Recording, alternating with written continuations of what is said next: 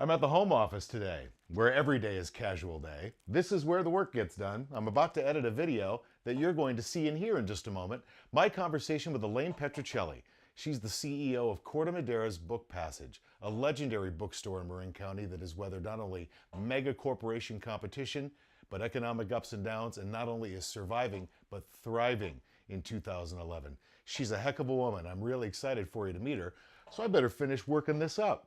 From KCBS, All News 740 and FM 1069 and CBS Interactive, I'm John Scott. Elaine Petruccelli, next on Homegrown CEO.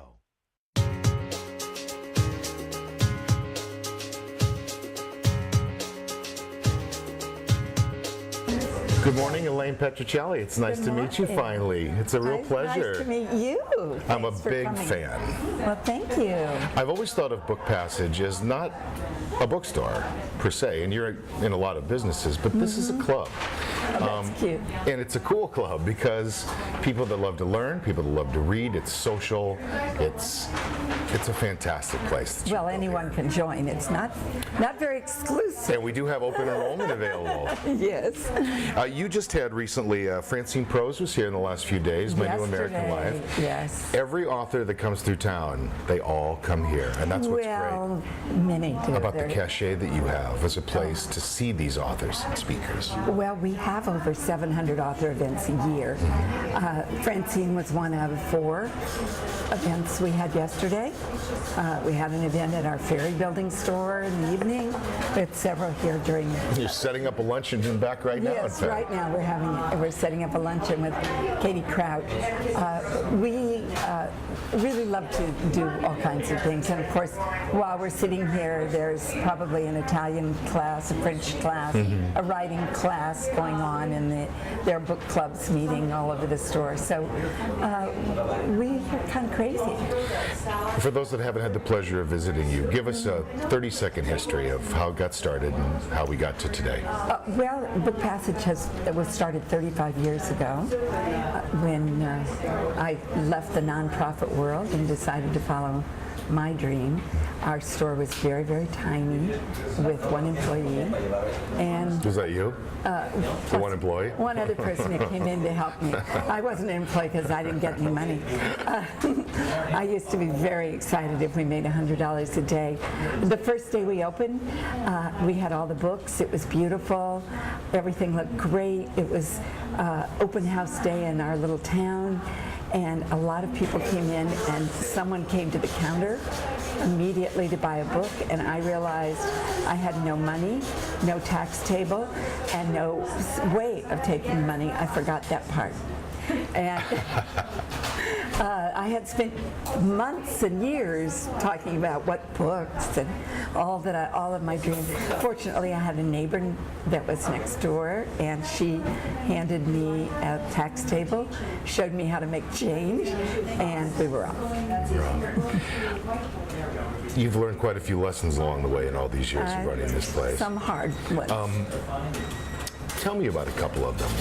You've been through economic downturns, things wax and wane, things go up ebb and flow. What's beautiful about independent bookstores is, first of all, you said the store is a club, but in many ways we are colleagues, although we compete. I could call, in fact, last night I had a drink with the owner of City Lights. I had a question I needed answered. He's one of the great booksellers of the world, so he sat with me for 2 hours and gave me advice. That's the kind of thing that I get to do because of the kind of people who become independent bookstores. I think it's sort of similar to restaurateurs. Yes. They compete, but they share That's ideas and absolutely practices. right. When we have this program called Cooks with Books, and you pay a flat fee somewhere in the neighborhood of $100, and it includes the very expensive cookbook, a beautiful meal cooked by a great restaurant.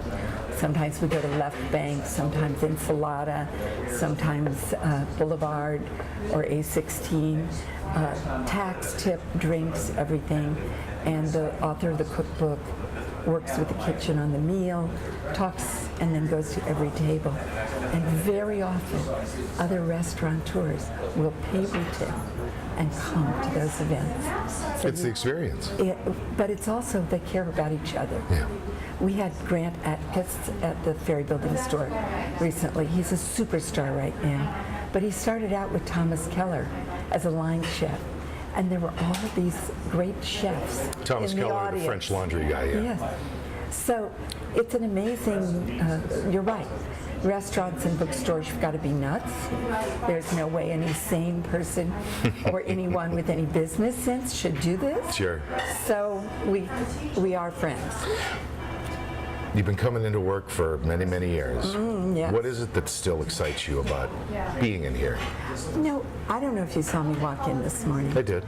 I was so happy to be here. I noticed. I am happy. I know many of my customers. I know all kinds of things. People tell me things because you know that your bookseller knows a lot about you.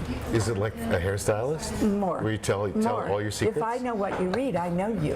And that's one of the reasons I warn you about people who might buy books, you might buy books from who data mine because they have profiles on you. But I have it in my head. We're all friends. I love my staff. We have the most marvelous, devoted people who really care about their customers and really care about books. Before we started our conversation, I was telling you that I live almost an entirely digital life. Much of my work is virtual, my writing and everything, but I do love the feel. I love the feel of a book in my hand. I'm a little old school that way, but I think you and I share the opinion that our relaxation time, we want to be away from a computer screen. Well, I'm not against ebooks. Book Passage sells ebooks online at bookpassage.com, and I'm always happy to sell one. They're nice to sell because they were never here. And it's an exploding business category, too. Yes. But for me personally, I have tried. I have used several of the devices that people have said, oh, you have to try mine. It's really great. It's You'll like a real change your book. mind. Just like a real book. And It's in not. all cases, I come out feeling that I was still at work.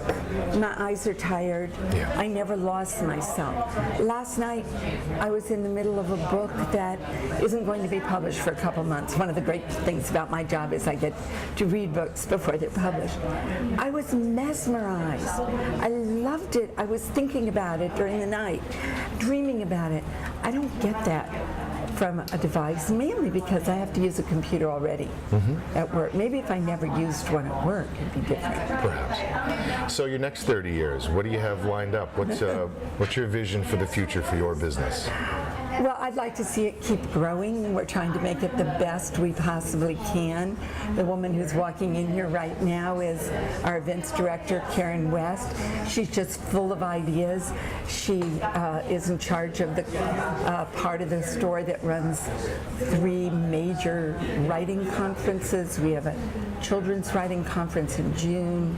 We have a mystery writers conference with some of the great mystery writers of the world and editors and agents coming. And then in August we have food writers, travel writers, and photographers conference. And those conferences excite me tremendously because what I see happen is in 4 days, I can see someone come who has an idea for a book, or maybe someone who wants to do travel writing, or I've always had this children's book in mind, and they have a chance to show it to an editor or a fabulous author who says, you know, if you thought about it this way, have you done that? And sometimes within 6 months, I get somebody coming racing into the store. I got my first contract today. That's, to me, the most exciting thing we do. And Karen and I have been talking about expanding that to more conferences, maybe fiction, maybe memoir. We don't know yet, but there's always more to do.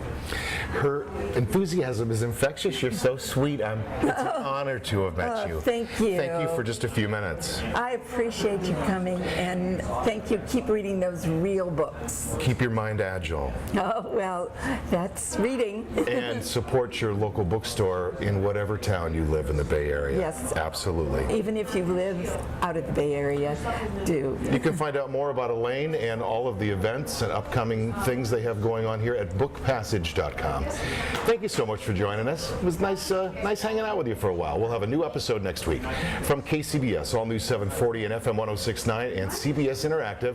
We'll catch you next time on Homegrown CEO. Thank you so much.